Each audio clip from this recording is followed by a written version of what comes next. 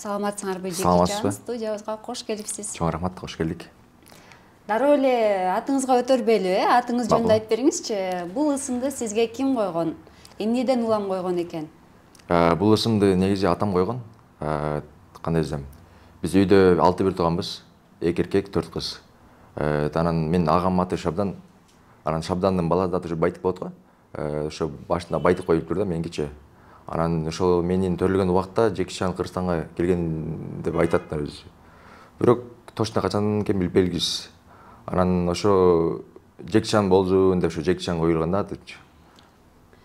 Бирок азан чакырылып Жок, атылган. андай эмес. Андай эмес. Андай эмес. Кийин эле өзгөртүп койгон. Жок, жок, ошо коюлган ат, бирок Байтык деп коюшмак да негизи. Анан Шабдан болгондон кийин бул жагын өзгөчө коелу деп айткан да. Ошентип ошондон улам коюлган. Ооба. Бул ысым менен жүрүү сага канчалык мындай кыйынбы же аябай жакшыбы тескерисинче? Негизи жакшы, бирок таанышуу, адамдар менен таанышуу аябай мындай оңой. Кээ бирлер мындай кандай десем, грубый кабыл алат, кээ бирлер мындай позитивный кабыл алат. Бирок бул ат менен сыймыктанам. Мындай ат менен жүргөнүмө. Кээ бир жерлерде атым айткандан уялып кетем.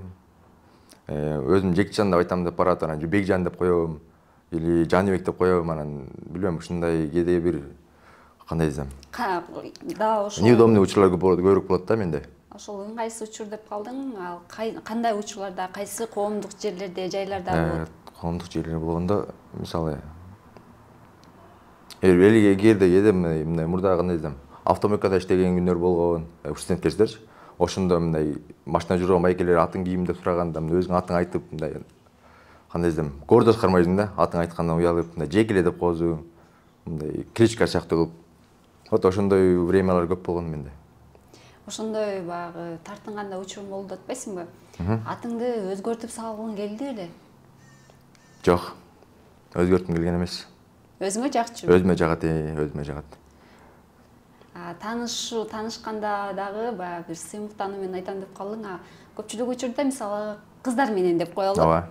Кыздар менен таанышканда, атыңды айтканда кандай кабылышат? Эмне тамашалап атасың, жөн айтпайсыңбы деген учурлар болсо? Ооба, ал сөздөр абдан көп болот негизи. Көбүнчө Жеки деп айтып кайрылам. Анан алар айтат, толук атың айтпайсыңбы дейт. Анан мен айтам, Жекичан десең, алар күлөт бир жагынан. Анан өздөрү мисалы үчүн башка ат болсо, өздөрүнүн Голливудтагы адамдардын аттарын айтып, өздөрү мындай мен да шылымдаган сыяктуу кылып айтышат да көбүнчө. Студент кезде бир жагымсыз окуя болгон. Кандай десем, кинотеатрга барып калган достор менен барганбыз. Алдыбызда кыздар бар болчу.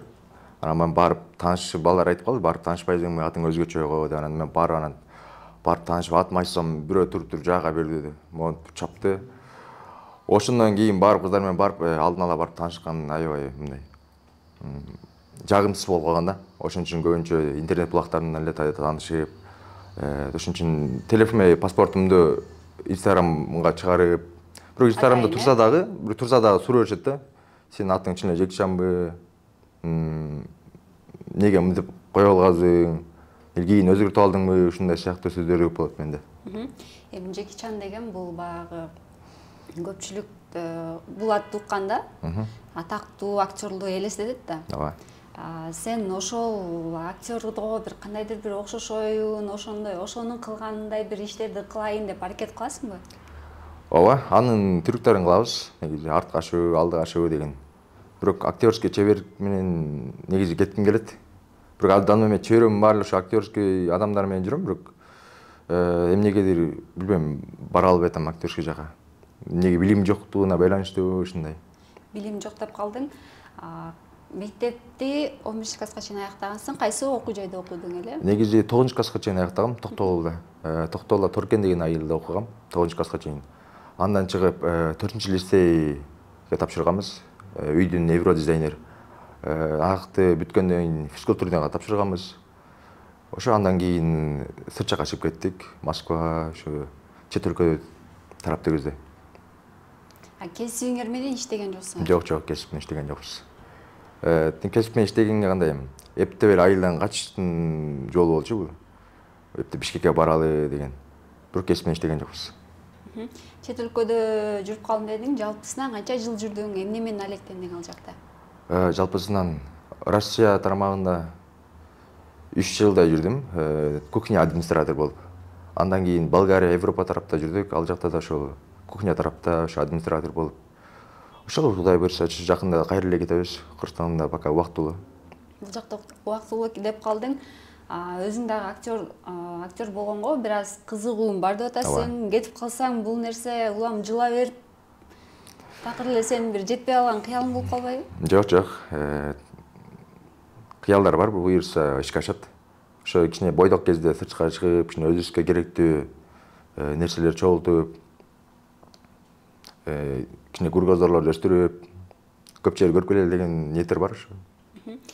Андан тышкары дагы өзүң эмнеге кызыгасың, эмнелер менен алектенесиң? Өзүм кызыккан ошо актерский тарап менен көбүрөөк кызыгам. Азыркы учурда ошо дос балдарыбыз менен өзүнчө студиябыз бар. Ал жакта үн жаздыруу, аранжировка боюнча кайрылсаңыздар болот. Ошол дагы өзүнчө интернет булагы менен иштейм. Эсемем сыяктуу. Машыгам, анча-мынча трюктарды жасап калам дедиң. Спорттун кайсы түрү менен машыгасың? Оор атлетика боюнча. Оор атлетика боюнча катышам аздан момент. Канча жылдан бери? Канча жыл болду? Ошол студент кезде катышканбыз, азыр данный момент 1 айдай болуп калды барып атканыма. Эми кайра таштаганга туура келип калат кайра эле. Чет жакка чыксаң, ал нерсе калабы? Ооба, сырт жакка чыксак ал ташталат. Жакшы, буга чейин дагы бир интернеттен сенин баракчаңды бир сыйра карап чыктык. Анан баягы мындай ыр түрүндө адамдарга мотивация берген бир сөздөрдү да жазып калат экенсиң. Ал кимге таандык, сенин өзүңдүн көкүрөгүңдөн чыккандарбы же? Ооба, кээ бир сөздөр өзүмдүн мындай кандайдын болуп жаткан көрүнүштөрдөн алынат. Азыркы адамдар баардыгы чөгүп эле кетип атпайбы? Билбейм эмнегедир, билбейм. Ошого бир аз менден ушу сөз аркылуу жетсин деген мааниде ошо посттордун астына жазам да көбүнчө өзү. Кандай кабыл алышат? Сен бизге акыл үйрөтпө же сен антпе дегендер болобу? Жок, антпейт. Көбүлөрү акылдуу сөздөрүн жазып атат, ушул сыяктуу сөздөр айтышат. Дагы эми ар ким ар кандай кабыл алат экен азыр. Негизи адамдар ушундай эмес го. Негативдер жазышкандар бар. Демек сен чыгармачылыкка жакын адамсың. Ооба. Чыгармачылыкка данный момент негизи бул чыгармачылыктан алыс эле болчук. Анан бул Кыргызстанга келгениме байланыштуу Кыргызстанга келип дос балам ырчы. Анан ошол аркылуу чөйрөлөр менен жүрүп, ошо чөйрөлөр менен аркылуу чыгармачылыкка жакындап калдым да. Кызык. Сени буйрса 10 жылдан кийин кайсы тармактан көрө алабыз? Актер тараптан. Кудай буйрса кино жаатында. Кино жаатында. Ооба. Өзүң түсүнөсүң. Азырынча сен баягы бир жок дегенде эпизоддорго тартылып, мындай клиптерге тартылган момент учурлар барбы? Жок, клиптерге тартылган учурлар жок, бирок клиптерди тарткан учурларыбыз бар көбүнчө. Клиптерди тартабыз дос балдар менен. Мен көбүнчө үйдүн режиссеру эме кылам, жасайм көбүнчө. Ошол дос өзүбүздүн жанында жүргөн дос балдарыбыздын жасап, ошол тармак менен эле пока. Деги эле өзүң жөнүндө кенен айтып берсең дагы, баягы 6 бүрттү канмын деп калдың. Мектепти бүттүң. Айылдан качыш керек болду деп атпайсыңбы? Айылдан эмнеге качтың? Балким айылда жүрсөң сен бул жак деги эле Кыргызстанда жүрсөң, бул убакка чейин азыр балким чын эле тасмаларга тартылып калмаксың, атың чыгып калмак дегендей. Өзүм Токтогулда чоңоюп өскөм. 9-класска чейин негизи Токтогулга барып турам. Кандай Токтогулда саат 9 бүткөндөн кийин ошол айылдан качыштын айласы, айылдык жумушта бир аз кыйынчылык болот кээде. Анан ушу Бишкек укмуш сонун көрдүнчү эле ал кезде. Анан Бишкекке келип, ошо окууларга тапшырып, анан айылдын кадырын билип, азыр данный момент айылдан башка өтөр жер жок деп айтам. Өзүм айылым менен жакшы деп. 6 бир турган болгондо эң 2 эжем бар, 1 байкем бар. Андан кийин мен турам. Менден кийин 2 карындашым бар. Алар өздөрүнчө тиричилик кылат. Агам Айылда, Токтогулда. Ушундай. Чет жакка чыгып, чет жакта көп жүрдүм деп атпайсыңбы? Анан чет жактагылар кандай кабыл алышты сенин ысымыңды? Паспорт көзөмөлгө келгенде аябай күлүшөт. Мисалы үчүн Россияда көп жүрдүм деп атпаймынбы? Ошо Россияда документ текшерүү деген көп болот да бизде. Анан паспортуңду көрүп эле чё за имя деп бир аябай күлгөн учурлар болот. Калган регистрацияңды карабайт. Ошондой аябай мындай милициялар ошондой да. Атын карабай эле күлөт дагы болуп кое берет. Сен документиң кандай, турабы, тура эмеспи, вообще карабайт. Бул жактан да Кыргызстанда дагы өзүбүздүн паспорт көзөмөлдөн өткөндө да аябай күлүшөт бир жагынан. Сен ушу чын эле атыңбы, же паспортуңду жасатып алдыңбы деген сыяктуу ушундай сөздөрдү обязательно берет да. Демек, сен кандай кабыл аласың мындай ушинтип айтып, күлүп, чоң эле баягы олуттуу эле кызматкерлери, чоң эле адамдар ушундай айтып атса? Аябай жагымдуу тиет мага. Жагабы? Ооба, жагат мага. Эмнеси жагат? Жекичан атың аябай сонуп турбайбы? Мындай аттар кээде гана кездешет, вообще өмүрүмдө биринчи уккам, мындай Кыргызстанда жок болуш керек мындай ат дегенде, мындай ат жок деп анан мен өзүм да ошондой сыймыктанып күлүп жылмайып кетем да. Башка чөйрөлөргө кошулуп атканда кандай болот? Жаңы чөйрөгө мындай. Жаңы чөйрө болгондо жаңы чөйрөгө кошулушпат эле негизи. Ошо бир бул аты менен көп адамдар менен мындай бат тил табышканга жардам берет да.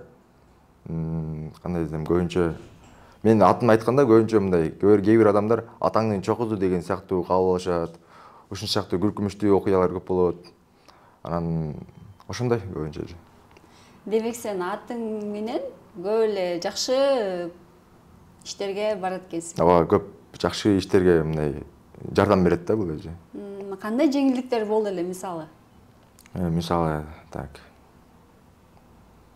Ошо документ жаза боюнча, документ сен атын көрөт да гана, ой, аты сонун экен, өткөрү элечи биринчи деген учурлар көп болгон. Да, кандай? Мунун аты жакшы, ушул сүйлөзүн, ушул атын айтып анан ушул сүйлөзүн деген аттар көп болгон.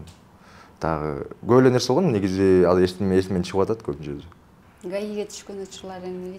Жок, ГАИге түшкөн учурлар болгон эмес. Кандай болгон дейсиң? Ооба, ГАИлер түшкөн учурлар болгон эмес. Айылда сени баары эле Жекичан деп таанышат экен да? Ооба, баары Жекичан деп таанышат.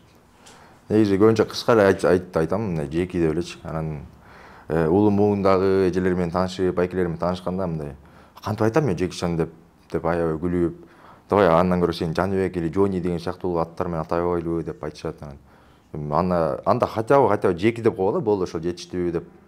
Ошондой айтам көбүнчө. Ошондой айтышат көбүнчө. Досторуң деле сен баягы жаныңда жүрүп билип калышкан экен. Ооба. Кандай айтыш керек? Сен кээ бир учурда Жаныбек, Бекжан дагы кандай аттарың бар? Жони деп айтышат. Ушундай сыяктуу жеңил эле ат айтпайсыңбы, кыргыз тилинде мындай кыргыздардын атына эле окшош кылып эле жататпайсыңбы деген аттар көп болот. Анан кээ бирлер айтат, сен атың өзгөчө, ушул ат менен эле жүрө бер, ушу атыңды чыгар деген чыгармачылык байке эжелерибиз айтат көбүнчө. Атам койгон деп атпайсыңбы? Деги эле ошол жакындарыңдын арасында сенин бир ысымыңа каршы чыгып, жок, бул ат болбойт, кыргызча эле койгула деп мындай деген туушкандар болуптурбу? Ооба, чоң атабыз болуптур. Эмнеге Кытайдын аты Жекичан, анын аты, анан фамилиясы чогуу жазып кереги бар. Андан көрө кыргыз тилинде мындай Жекжан коюш керек деп айтыптыр. Анан Жекжан, Мегжан кылбай эле, жасакай эле Жекичан кылып эле коюп коебуз деп анан ушинтип коюшкан да. Сен сага ысым коердо бир аз талаш болгон. Бир аз эме болушкан, аябай тартыш, уртуш болуп ушундай деп айтат да. Мен да өзүм ушу атым тууралуу интерес болуп туруп сураган эмесмин. Анан суразам, сен да ошондой болдун деп эле койгом деп кыска нускада айтып коет атам. Сен мисалы атың өзгөчө болуп атпайбы? Силердин атыңар азыр өзгөчө болуп атат да. Буюрса силер дагы үй бүлө күтөсүңөр, бала чакалуу болосуңар. Кыздарыңарга, балдарыңарга кандай ысым ыйгарасыңар? Кыргызым, нукура ысымдарынан коесуңарбы же? Кандай десем? Бул суроону жакшы бердиңиз сиз. Бул тууралуу аябай көп сөздөр болот биздин менде, досторум арасында.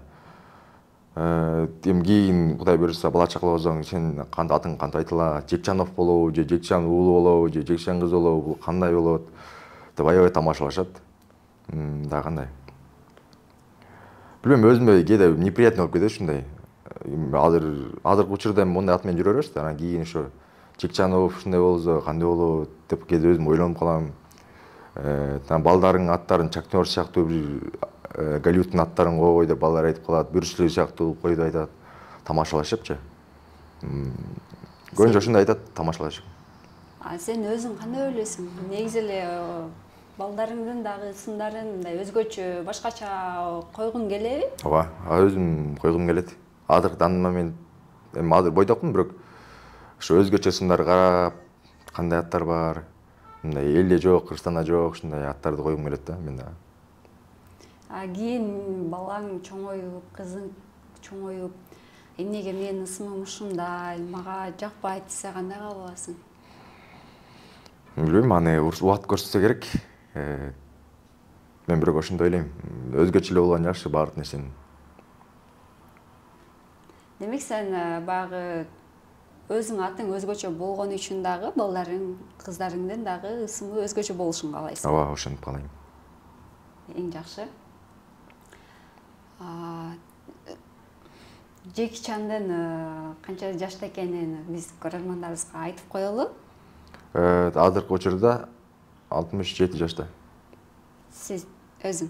Мен өзүмдүн жашым мен өзүмдүн жашым азыр 24-төмүн. Жүрөк бош. Жүрөк бош. Бойдокмун. Кыздар силерге барып, Джеки Чан өзү барып тааныша албайт, анткени буга чоң себептери бар экенин айтып өттү. Буюрса Джеки Чан сиздерден социалдык тармак баракча аркылуу жазып калса, сүйүнүп эле кол чабып эле таанышып окшойсуздар. Джеки Чан бизге келип бергениңе чоң рахмат. Чоң рахмат сиздерге. Буюрса кино чөйрөсүндө көрүп каласыздар деп атасың. Ооба, Ошол буюрса. күндү күтөлүп. Насип болсун.